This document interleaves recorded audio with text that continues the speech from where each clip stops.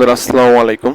তো আজকে তোমাদের জন্য আমি নবম শ্রেণীর যেই ডিজিটাল প্রযুক্তি সেটার সাজেশন নিয়ে এসেছি এবং একটা ডেমো দেখতে পারো। কোশ্চেনের ডেমোটা কীরকম আসতে পারে আর কি।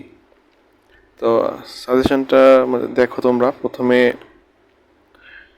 একটা জার্নাল কিভাবে লিখবা, আর যে কোনো দুইটা জার্নাল লিখতে বলছে।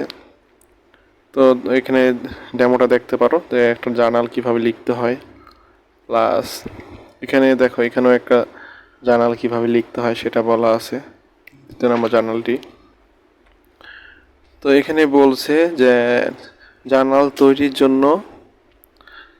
তৈরির জন্য প্রতিদিন সংবাদপত্র, অনলাইন নিউজ পোর্টাল থেকে সংবাদ পড়ি এবং সংবাদটি সম্পর্কে নিজের মতামত তৈরি করি। এছাড়াও নোট বইয়ের তারিখ ও তার সম্পর্কে মতামত রেকর্ড করি, এটা বলছে। আর জার্নাল এক প্রকাশ করবে কিভাবে দেখো। প্রথমে তারিখ, সংবাদপত্রের মাধ্যম, তারপরে শিরোনামটা দিবা, তারপরে বিষয় দিবা, তারপরে তোমার মতামত দিবা। একইভাবে জার্নাল 2 প্রকাশ হয়েছে। তারপরে এখানে কী কী কারণে একটি সংবাদ প্রভাবিত হতে পারে বলে তুমি মনে করো। একটা সংবাদ কী কী কারণে প্রভাবিত হতে পারে? 1 নম্বর, নিরপেক্ষতার অভাব, পক্ষপাত, তারপরে মালিকানার প্রভাব, ভুল তথ্যের প্রচার। তো এইসব কারণে তোমার একটা সংবাদ কি হতে পারে? নিরপেক্ষতার তোমার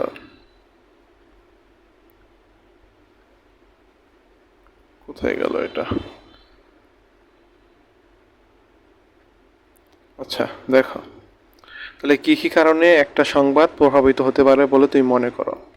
তো 1 নম্বর হলো নিরপেক্ষতার প্রভাব, তারপরে 2 নম্বরটা হলো পক্ষপাত, তারপরে মালিকানার প্রভাব, তারপরে ভুল তথ্যের প্রচার।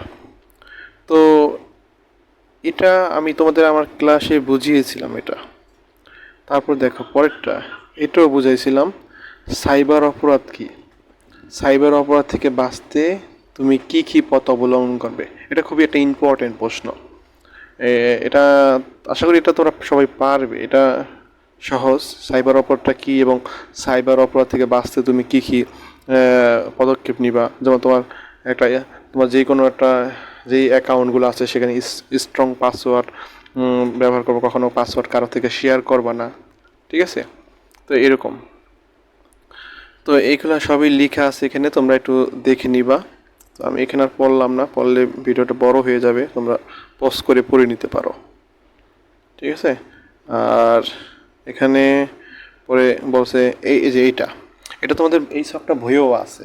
তোমাদের এই যে সেখানে বলা ছিল শখটায়, যে আমি বলছিলাম এটা বই থেকে যখন দাগেই দিয়েছিলাম তখন এটা বলছিলাম যে কোনো একটা সাইবার অপরাধের নাম লিখো এবং সেই সাইবার অপরাধটা তোমার ব্যক্তিগত জীবনে প্রভাবিত করবে, আবার তোমার সামাজিক জীবনকে, তোমার পারিবারিক জীবনকে, তোমার সংস্কৃতিকে কীভাবে প্রভাবিত করবে সেটা আর কি বলা আছে।